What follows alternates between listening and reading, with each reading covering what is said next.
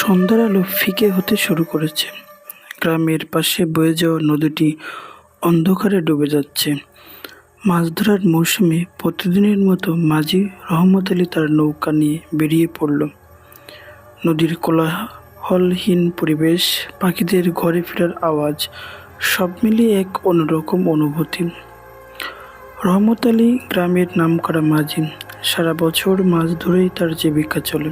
তবে আজকের দিনটি অন্যরকম।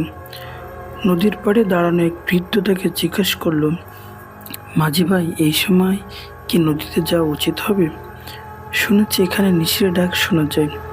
রহমত হেসে বলল, ভাই, আমি তো বছরের পর বছর এই নদীতে মাছ ধরছি, এরকম কিছুই দেখিনি, ভয়ের কিছু নেই। কথা শেষ করে সে নৌকা নিয়ে মাঝ নদীতে চলে যায়। দর্শক, এরকম ভিডিও দেখতে আমাদের চ্যানেলের সঙ্গেই থাকুন।